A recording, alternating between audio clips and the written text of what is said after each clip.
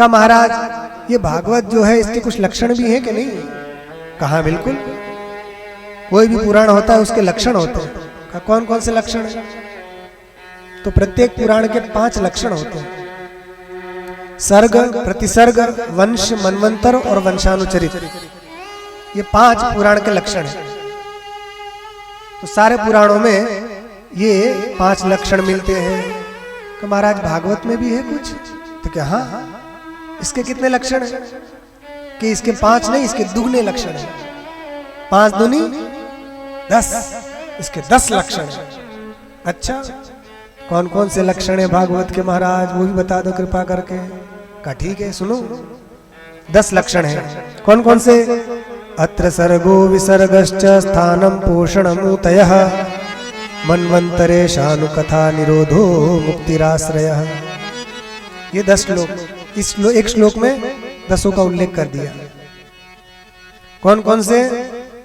सर्ग, विसर्ग, स्थान, पोषण, ऊती, मनवंतर, ईशानुकथा, निरोध, मुक्ति और आश्रय। ये 10 लक्षण श्रीमद् भागवत के हैं। महाराज संक्षेप में बता दो इसका अर्थ क्या होता है। ठीक है, सुन लो। सर्ग किसे कहते हैं?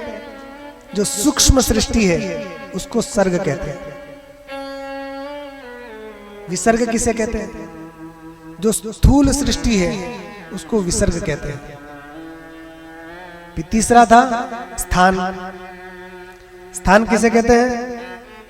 भगवान विष्णु का जो उत्कर्ष है, स्थितिर वैकुंठ विजय, भगवान विष्णु की जो उत्कृष्ट महिमा है उसी को स्थान कहा गया है।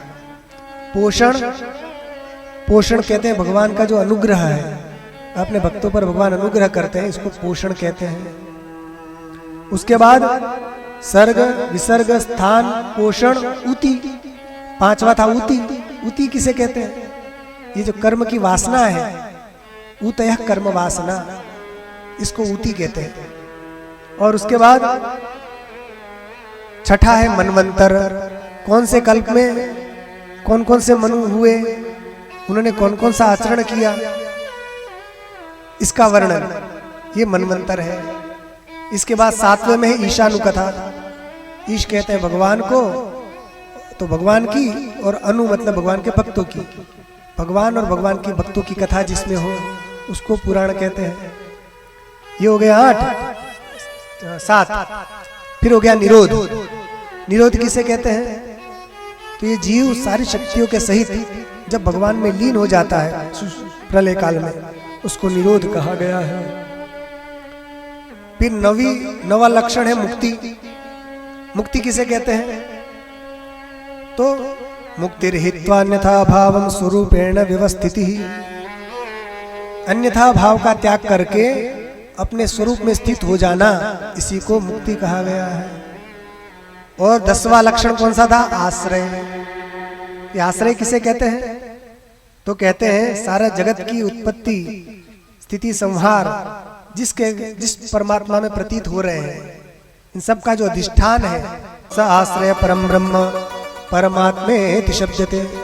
वही जो आश्रय तत्व है उसी को परमात्मा कहते हैं, उसी को भगवान कहते हैं, उसी को श्री कृष्ण कहते हैं। तो महाराज ये 10 लक्षण, इसका क्या मतलब? तो भागवत के जो 12 स्कंद हैं, इसमें एक एक जो स्कंद है प्रत्येक में एक एक का वर्णन है। पहला स्कंद है उसमें अधिकार का वर्णन है, और दूसरे में साधन का वर्णन है। ये 2 निकाल दो, और उसके बाद के जो 10 स्कंद है उसमें इन 10 का वर्णन है।